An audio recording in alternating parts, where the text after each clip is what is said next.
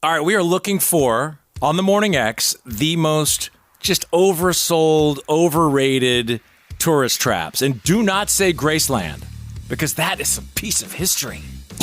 Some people will say, "What does anything come to mind for you?" Barnes has stipulations. No, you can say Times Square for me, but Yeah, ish. yeah. Hey, Morning X, good morning. Hi. Hello, who is this? How are you? I'm good. This is Sherrod. Sherrod, what do you think about this tourist trap thing? What do you think's the most overrated one out there? Well, so far for me, it was Chinatown in San Francisco. Is it supposed to be something big time? It's just an area, right? Yeah, it is. But you see it like on TV and stuff where, different TV shows, and they make it out to be, this big fancy place. But it's really just a street with, just little nondescript shops. And they all sell the same junk. Yes. Yeah, it's a marketing scheme. It is. Sherrod, are you a new listener, or were you back in the old day with us? Oh, I'm an original 99Xer. Love that. Thank you. I still have my freeloader card. Oh, well, you're about to get a whole new way to do that very soon. It's coming. Stick with us. Thank you. Hey, thank you very much for calling. Okay. Bye-bye. Have a great day. Hey, Morning X, overrated tourist trap. What is it? Plymouth Rock. I don't even know what that is. Ooh, I've never been there. So it's supposedly the place where, like, the Pilgrims first came to America when colonizers came and, took native land, basically. But it's just so small and so underwhelming, and they've got it, like, fenced off. So it's in the middle of this weird, like, kind of almost like a pit. And you just kind of walk up and look at it, and it's... Like, I've got rocks in my backyard that are bigger than this thing. Really? Is it a rock? It's a rock. It's just a rock, fenced-in rock. It's just a rock. It's just a rock. Apparently the original, and I'm using air quotes in the air with my hands, was supposedly some giant boulder that was like 15 feet by something. But, it's by an ocean, so it got broken with storms, and tourists would come and take pieces off of it, and it got cracked and broken so many times that... This is supposedly, like, what's left of it. Damn, that is a great example. Absolutely. I don't need to check it out. Just skip it. What's your name? My name's Rosie. Rosie, maybe Rock City is better than Plymouth Rock. 100%. Rock City is so much more fun and kitschy. I've never been to Rock City, but I see the damn sign every mile, like on the way to Tennessee, is it?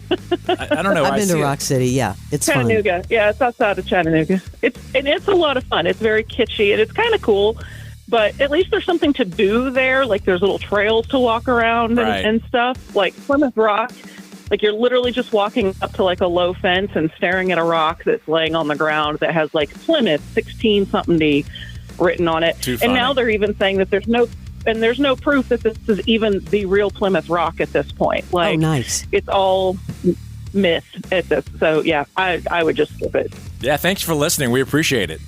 Anytime. I think Hollywood Walk of Fame, cheesy. Yeah. What about... I agree. Now, I'm going to get yelled at for this one, but I was underwhelmed. I'm not even going to say it, because I'm going to get all these people... But this is my answer. The Grand Canyon. That's kind of a must. I drove up and I'm like, oh. I mean, it was awesome. I looked at it and I was like, oh, okay. And then let's go. It's just, you don't see it coming because it's a big hole in the ground, right? I kind of feel that way about Stonehenge. No way! I just went there. That is really cool. That is epic. Wait a second. Stonehenge is more epic than the Grand Canyon? I'm just saying, at least you see it coming, right? Oh, all right. Let's take some more calls. So. Hey, Morning X, who is this? Good morning. This is Brad. Brad, what do you do for a life? I am a real estate and facilities manager for a tutoring company based here in Atlanta, C2 Education. Nice. And what do you think is an overrated tourist trap? Oh, man. The Liberty Bell in Philadelphia. My God. Ooh. All the excitement of touring where our democracy began and everything, and you shuffle through the gift shops, and behind these little velvet ropes is this sad little bell that's about the size of a dishwasher. It was not what I expected. Have you been to that, Leslie? No. It is like you walk up and all of a sudden there's a bell in like a plastic case. And there it is. I thought it would be a little more grand. feel like a piece of history, not just look like a tchotchke in a little case. Yeah, exactly. I've seen larger bells at antique stores, I think. Yeah, they give it like you would do a football helmet. You put a football helmet in that little, square, what is it, that plexiglass case, and that's what they did with it. I agree. That's disappointing, very much. Thanks for calling. Hey, sure, thank you. Have a good one. We'll see you later. Morning X. What is your biggest tourist trap? Georgia Guidestones. Oh, dude, Georgia Guidestones. How is that? Well, first of all, it just got blown up, didn't it? It did, yeah. Last year, as a matter of fact. Now, what's your problem with the Georgia Guidestones? Oh, I don't have a problem with the Georgia Guidestones. Actually, I think they're rather beautiful. I've been there a couple of times, of course, before they were destroyed. But, I mean, let's be honest, why else would you go to Elberton? I have never been there. Well, I think the history that we don't know behind it is interesting because here you have like a little Stonehenge-looking thing. Yeah, they call it the American Stonehenge. American Stonehenge, that's right. No one knows who did it. No one knows who put it there. People think it was Ted Turner. Yeah, isn't there some kind of mystery around it? Yeah, I did a pilot for a drone show, and we actually shot the pilot there at the Guidestones. Before it, I had no idea what it even was. And when you come up on it, it does look like a mini Stonehenge. I hope they get that put back together. But there's all sorts of mystery behind how it got there. Indeed. My understanding is that a man named Robert Christian bankrolled the whole thing, representing a group of patriotic Americans. But my own personal theory is that he represented the Elberton Chamber of Commerce because they were trying to get some tourism money. Well, that's a stretch because to your point, what else is there to do there? Shuck some corn? I mean, it's honestly, there's not a whole lot. Explore the granite quarry. Joseph, what do you do for a living? I'm a salesperson. Ooh, what do you sell? Furniture. I was going to say, apparently not tourism. Exactly. Dude's like, don't go there. Crap.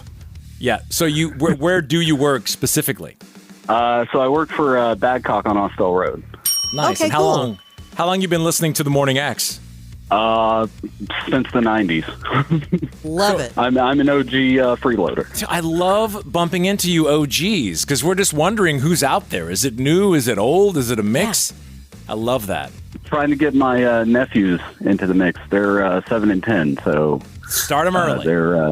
That's right. You got to start them early. God, thanks for coming back. Yeah, man. Have a good one. Y'all too. The Morning X with Barnes and Leslie.